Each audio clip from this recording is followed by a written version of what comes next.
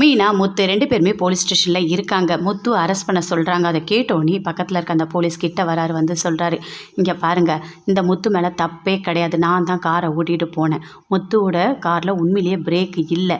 நான் ஓட்டிகிட்டு போய் ஆக்சிடென்ட் ஆகிடுச்சு. அதை நான் இந்த டிராஃபிக் போலீஸ்கிட்ட சொன்னேன்.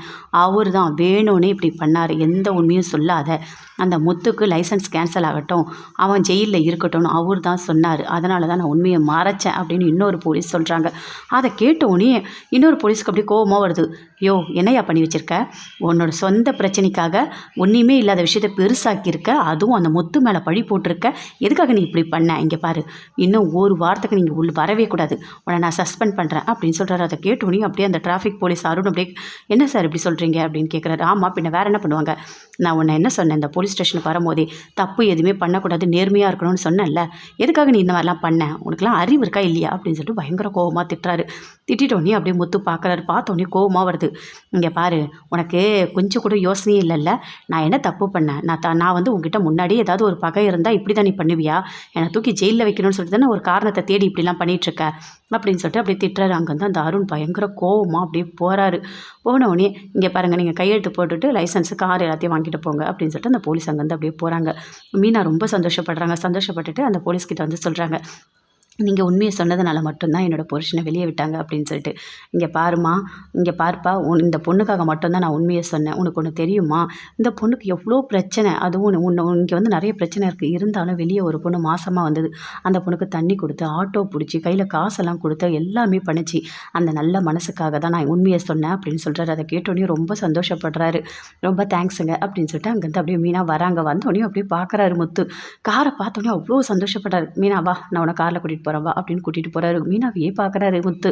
எனக்கு என்னையே பார்த்துட்ருக்கீங்க அப்படின்னு மீனா கேட்குறாங்க. இல்லை மீனா, இன்றைக்கி நீ இல்லைன்னா இந்த கார் இல்லை, எதுவுமே இல்லை தெரியுமா? எல்லாத்துக்குமே காரணமே நீ தானே, அந்த போலீஸ் சொன்னார் பார்த்தியா அப்படின்னு சொல்லிட்டு முத்து சொல்கிறாரு.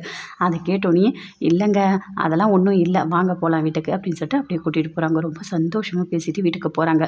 வீட்டுக்கு போன உடனே எல்லாருமே வீட்டில் இருக்காங்க. விஜய், அண்ணாமலை எல்லாருமே. அப்பா அண்ணாமலை கேட்குறாரு, என்னப்பா என்ன சொன்னாங்க போலீஸ் ஸ்டேஷன்லன்னு சொல்லிட்டு. அப்பா, நான் எந்த தப்பும் பண்ணலப்பா, உண்மையிலேயே பிரேக் பிடிக்கலன்னு அந்த அருணுக்கு தெரியும்ப்பா.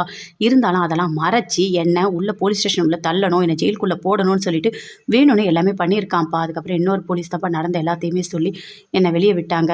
காரும் கொடுத்துட்டாங்கப்பா, லைசன்ஸும் கொடுத்துட்டாங்கப்பா அப்படின்னு முத்து சொல்கிறாரு. அதை கேட்டோன்னே அண்ணாமலை ரொம்ப சந்தோஷப்பட்டாரு. அது என்ன, அந்த அருண் இப்படி பண்ணுறான், இப்படி கூட இருப்பானா அப்படின்னு சொல்லிட்டு பேசிகிட்டு இருக்காங்க. எல்லாருமே சேர்ந்து பயங்கர சந்தோஷமாக இருக்காங்க. ஆமாம், கார் வந்து யாரோ பிரேக் ஆயிலை கட் பண்ணி விட்டுருக்காங்கப்பா. பிரேக் ஆயிலை கட் பண்ணணும்னா கண்டிப்பாக சாவி வேணும். நம்ம வீட்டில் இருந்தப்பா சாவி வெளியே போயிருக்கு அப்படின்னு முத்து சொல்கிறாரு.